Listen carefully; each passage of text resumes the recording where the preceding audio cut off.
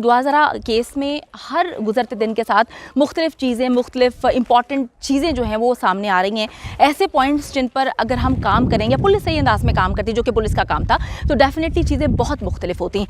अब बात यहाँ पर यह है कि कुछ इंटरव्यूज़ सामने आते हैं, कुछ लोग इंटरव्यूज़ लेते हैं और यकीन करें कि वो फैब्रिकेटेड इंटरव्यूज़ हैं और मनपसंद लोगों को दिए गए इंटरव्यूज़ हैं। क्योंकि देखिए जी, मेरे इल्म में तो ये बात भी आई है कि पहले इन्होंने लोगों से रब्ता किया, उनको कन्विंस किया है कि अगर वो लोग उनकी ज़ुबान बोलेंगे, जो वो चाहते हैं दिखाना, जिस तरह के सवालात वो चाहते हैं वो किए जाएंगे, तब उन्हीं लोगों से रब्ता किया गया है जिन्होंने उनकी शराइत जो भी थी उस पर एग्री किया है। क्योंकि आपको भी दिया जा सकता था, किसी और को भी दिया जा सकता था, बल्कि मैं तो ये कहूँगी कि किसी मेन स्ट्रीम मीडिया के एंकर को, जो कि न्यूट्रल है, जो बहुत अच्छे अंदाज में कवरेज कर रहे हैं, उनको ये देना चाहिए था ताकि वो दूध का दूध और पानी का पानी करें। क्योंकि जो प्रोफेशनल एंकर है, जो फैब्रिकेटेड किस्म की चीज़ों पर अमल नहीं करता, जो भी कोई न्यूट्रल एंकर होगा वो 2 सवाल करेगा, 2 सवाल में ये सारा केस जो है वो सॉल्व हो जाना था, सॉर्ट आउट हो जाना था, मामले सारे दुनिया के सामने आ जाने थे कि दूध का दूध और पानी का पानी क्या है।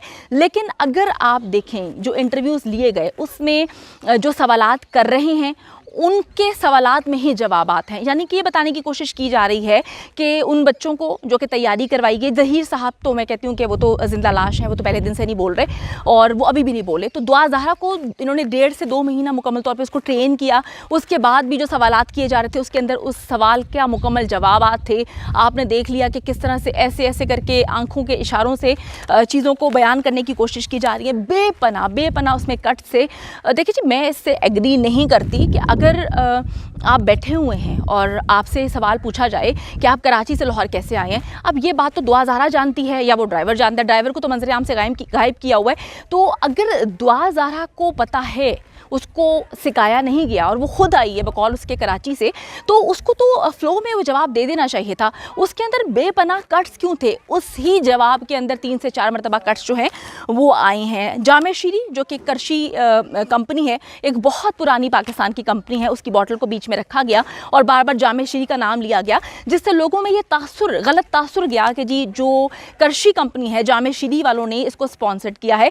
तो इतना ज़्यादा हाइप क्रिएट हुई, क्योंकि आपको पता है कि इतने सालों से ये कंपनी बहुत अच्छे अंदाज में जो है अपना काम कर रही है, लोग इस कंपनी को पसंद करते हैं, एतमाद है लोगों को इस कंपनी की चीज़ों पर। तो जब ये मामला सामने आते हैं कि जामे शीरी ने क्या इस तरह का इंटरव्यू जो है वो स्पॉन्सर किया है, तो फिर उनको भी सामने आना पड़ता है और उनकी ऑफिशियल स्टेटमेंट भी इस वक्त आ चुकी है कि जी हम ने किसी भी किस्म का कोई भी इंटरव्यू जो है वो कंडक्ट नहीं करवाया। जामे शीरी की बोतल रखना बड़ी अजीबोगरीब किस्म की बात थी, तो हम कानूनी चाराजोई करेंगे और हमारा इस किस्म के किसी भी इंटरव्यू से कोई भी ताल्लुक नहीं है। तो ये बात जो है वो सामने आ चुकी है।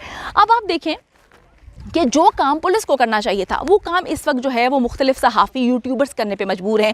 ज़रूरी नहीं कि सारे यूट्यूबर्स जो हैं वो गलत का ही साथ देते हैं या सारे सहाफ़ी गलत का साथ देते हैं। बहुत सारे सहाफ़ी हज़रात और यूट्यूबर्स जो हैं वो हक़ और सच की जंग को लेकर चलते हैं। और मैं एक बात जानती हूँ कि जितनी मर्ज़ी पैसे की पावर दिखा दें, जितना मर्ज़ी आप किसी को गिराने की कोशिश करें, सच तो सामने आना ही है और इस सच को दुनिया की कोई ताकत जो है वो बदल नहीं सकती कि बच्ची जो है वो 14 साल की है। क्योंकि एक नादरा है जिसको पाकिस्तान समेत पूरी दुनिया में माना जाता है, पाकिस्तान का इदारा है और जब भी आप और हम लोग ट्रैवलिंग करते हैं, पूरे पाकिस्तान से लोग ट्रैवलिंग करते हैं, तो उस इदारे की डॉक्यूमेंट्स की बहुत वर्थ होती है। तो उन डॉक्यूमेंट्स के मुताबिक बच्ची जो है वो 14 साल की है। अब जी इनके कज़न्स भी सामने आए हैं। मैंने आपको बताया कि जी मुख्तलिफ लोग अच्छे अंदाज में काम कर रहे हैं। तो ज़हीर साहब का खाला का बेटा जो है वो मंजर यहाँ पे आता है, क्योंकि कहा गया था कि ये शख्स जो है वो काम करता है मुख्तलिफ जगहों पर। तो जब वहाँ पर हफीज़ सेंटर या मुख्तलिफ जगहों पर जहाँ भी इसने कहानी डालने की कोशिश की, वहाँ पे जाते हैं तो वहाँ पे कोई भी नहीं मिलता। इसका कज़न है, वो एक दुकान पे काम करता है, तो वो बताता है कि जी इसने बड़ा गलत किया, इसकी फैमिली ने बड़ा गलत किया। इसकी वालिदा को, जो कि मेरी खाला है, हम पहले डे से मतलब फर्स्ट डे से बता रहे हैं कि जी आप इस तरह से ना करें, ये अगवा का पर्चा दर्ज हो चुका है। और वैसे भी किसी की बेटी की इज़्ज़त करनी चाहिए, आप खुद बेटियों वाले हैं, तो आपको ये नहीं करना चाहिए कि आपने किसी की बेटी को इतने महीनों से अपने घर में रखा हुआ, पनाह दी हुई है। तो हमने उनको समझाने की कोशिश की, कॉल इसके कज़न के, तो उन्होंने कह दिया कि आपको अगर हमसे मसला है, हमारी खुशियों से मसला है, तो आप जो हैं वो ताल्लुकदारी छोड़ सकते हैं। तो वो कहते हैं कि जी हमने उनको समझाया, लेकिन फिर मेरी फैमिली ने कह दिया कि इनसे दूर हो, क्योंकि ये लोग गलत रास्ते पे चल पड़े हैं। तो अब वो गलत रास्ते कौन से हैं? अगर फैमिली मेम्बर ही कह रहे हैं तो वो आप समझदार हैं सर, मामलात जो हैं वो किस तरह से आगे चल रहे हैं। अच्छा जी, सिंध पुलिस ने जो रोल प्ले किया है, उनको इन कज़न्स तक जाना चाहिए था। सिंध पुलिस को जो है उन दोस्तों तक जाना चाहिए था। मैं आपको बताती चलूँ कि दोस्त भी इसका सामने आया ज़हीर का, जिसके मुताबिक ज़हीर जो है एक बहुत ही गलत किस्म का इंसान है। ये कोई कमाता नहीं है, इसके पास पैसे जो है इसके भाई इनको देते हैं, और उसके बाद ये लड़कियों को जो है ट्रैप करता है। इसका काम है कि ये सालों से लड़कियों को ट्रैप कर रहा है, और ट्रैप करने के बाद जो है ये अपनी फैमिली को बताता है, और लड़कियों को अब उसके साथ क्या करते हैं, ये तो देखें जी पुलिस का काम है ना, कि पुलिस को आके देखना चाहिए कि वो लड़कियों के साथ क्या कर रहा है। दुआ ज़ारा को जिस तरह से वो कराची से यहाँ पे लेकर आए हैं, वो जितना मर्जी बोलें कि हम नहीं लेकर आए, हम सबको तो पता है कि वो अकेली नहीं आ सकती। तो इन सारी चीज़ों की इन्वेस्टिगेशन पुलिस को करनी चाहिए थी। लेकिन अगर हम पुलिस की बात करें तो पुलिस मुकम्मल तौर पर जो है हाथ पे हाथ रख कर बैठी हुई थी। पुलिस ने एक बहुत ही गंदा रोल प्ले किया है इस पूरे केस में। जो पुलिस ने चालान बनाया है, जाली निकाह और बोगस मेडिकल रिपोर्ट की तरह इन्होंने एक बोगस किस्म का चालान बनाया है, और इनके मुताबिक ये केस बनता नहीं है। उनके मुताबिक जो है तमाम मुल्ज़िमान को छोड़ देना चाहिए। तो आप देखें ना कि पुलिस ने तो कसम खाई हुई है पहले दिन से इन दरिंदों को, ये जितने भी लोग इसमें इन्वॉल्व हैं, उनको बचाने की। और पुलिस जो है जहाँ से पुलिस ने पैसे खाए हैं उसको वो हलाल करने की कोशिश कर रही हैं। तो पुलिस का तो एक बहुत ही गंदा रोल रहा है ना इस पूरे के पूरे केस में। अगर हम पंजाब पुलिस की बात करें, उन्होंने भी गंदा रोल प्ले किया। सिंध पुलिस ने तो मेरे ख्याल में हर चीज़ जो है वो दुनिया के सामने रख दी है। अगर सिंध पुलिस ये काम ना करती तो डेफिनेटली लोगों को पता ना चल सकता। सिंध पुलिस ने अपने आईजी को जो है निकलवाने का बदला इस तरह से लिया, और आईजी को कोई जान के तो नहीं निकलवाया ना। आप लोग खुद सोचें कि अगर आईजी साहब बार बार अदालत कह रही है कि बच्ची को बाजियाब करवाएं, अगर अदालत के हुक्म की तकमील नहीं की जा रही, माना नहीं जा रहा, तो डेफिनेटली फिर उनको वार्निंग दी गई थी।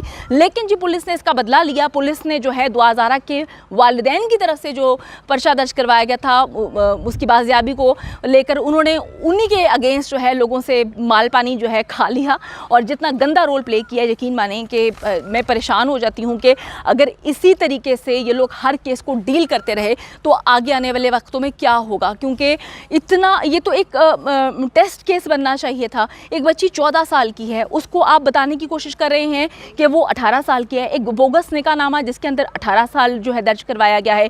बच्ची कभी कहती है मैं 16 साल की हूँ, बच्ची कभी कहती है 18 साल की हूँ। तो ये मैं नहीं कह रही, ये तो रिकॉर्ड पे सारी चीज़ें मौजूद हैं कि बच्ची को जो है वो कंफ्यूज किया हुआ है, बच्ची मुसलसल झूठ बोल रही है। और मैं ये रिक्वेस्ट करूंगी कि जो भी ये प्रोग्राम देख रहे हैं कि देखिए जी बच्ची का इसमें कसूर कोई नहीं है। अगर आप ये कहें कि दुआ ज़ारा कितनी गलत है, उससे अपने माँ बाप की तजलील करवाई, आप दुआ ज़ारा की जगह पर अपने आप को रख के सोचें, अपने 14 साल के बच्चे को रख के सोचें। देखिए जी 14 साल का बच्चा बड़ा मासूम होता है, और अगर कोई बड़ा इंसान भी कि किसी को हब्स से बेजा में रखा जाए, किसी को डराया धमकाया जाए, 2 वक्त रोटी ना मिले, और फ़र्ज़ करें कनपट्टी पे पिस्टल रखें, फ़र्ज़ करें कोई आपकी नाजेबा किस्म की वीडियोस जो है उनके पास हो, तो आप भी वही बोलेंगे जो वो आपको बुलवाने की कोशिश करेंगे। तो देखिए जी किसी इंसान को लान तान करने से कुछ नहीं होता कि हम कहेंगे दुआ ज़ारा का कसूर है। उसकी जगह पर जब आप जाके सोचेंगे तो आपको चीज़ें समझ आना शुरू हो जाएंगी कि जी है तो वो बच्ची, हमारे 14 साल के जो बच्चे होते हैं हम उनको जिस तरह से ट्रीट करते हैं, मेहदी अली काज़मी अपनी बेटी को उसी तरह से ट्रीट करने की कोशिश कर रहे हैं। मैं सिर्फ एक बात बोलती हूँ हमेशा कि आप किसी को गलत और सही कहने से पहले एक बार उसके वालिदैन को देख लें। उसके वालिदैन ये बात बोल सकते हैं, उसके बाप पर डायरेक्ट उसने बात बोली कि जी मेरे बाप के पास मैंने नहीं जाना, मैंने मुलाकात नहीं करनी। बाप चाहता तो इस केस से 4 कदम पीछे हट जाता, लेकिन ऐसा नहीं हुआ। और बड़ी अजीब सी बात है कि मुख्तलिफ लोग इस कहानी को सुना रहे हैं कि दुआ ज़ारा को उसके वालिदैन मारते थे, पीटते थे, उसकी माँ बड़ी बुरी थी। जो इंटरव्यू में मैंने चीज़ें देखी हैं, उसकी माँ जो है ड्रामा क्वीन है, वो ड्रामे करती है।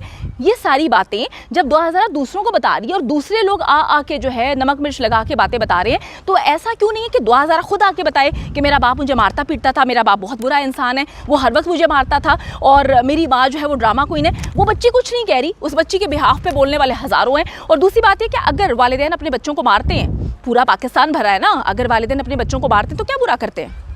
आप मैं अगर हमारा बच्चा कुछ गलत करेगा, देखिए जी, दो टाइप के बच्चे होते हैं। आप बात से समझाते हैं, आप जो है आंखों से समझाते हैं, आप डांट के समझाते हैं, या कभी भी अगर कुछ इतना गलत हो रहा है कि आप उसको मार के समझाते हैं। तो अगर जो है ज़हीर के वालिदैन ने सही वक्त पे उसको मारा होता तो वो इस तरह का दरिंदा ना होता कि किस तरह से वो किसी की माँ बहन बेटी को जो है घर से अगवा करके लेकर आते हैं और उनका सौदा करते हैं, उनको मुल्क से बाहर बेचते हैं। तो ये बड़ी अजीब सी बात है कि वालिदैन मारते हैं तो वालिदैन बहुत बुरे हो गए, उनके खिलाफ हम मुकदमा दर्ज करवा दें, वालिदैन के खिलाफ पर्चा दर्ज करा दें। एक माँ रो रही है तो उसके आंसुओं पर आके आप लोग हंस रहे हैं, हा हा हा हा, ये तो ड्रामा क्वीन है।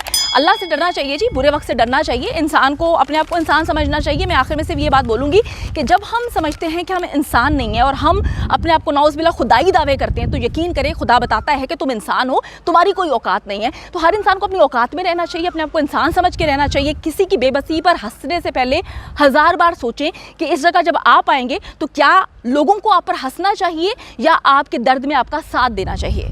उम्मीद करती हूँ कि वीडियो पसंद आई है। कमेंट सेक्शन में जाके जल्दी से अपनी राय का इजहार करें, वीडियो को ज़्यादा से ज़्यादा शेयर करें, मेरे चैनल को सब्सक्राइब करें। और पाकिस्तान एक खूबसूरत मुल्क है, उस खूबसूरत मुल्क के हवाले से मैंने एक चैनल बनाया है, उसको पिन कर दिया है, लिव लाइक मारिया, जल्दी से जाके उसको भी सब्सक्राइब कर लें।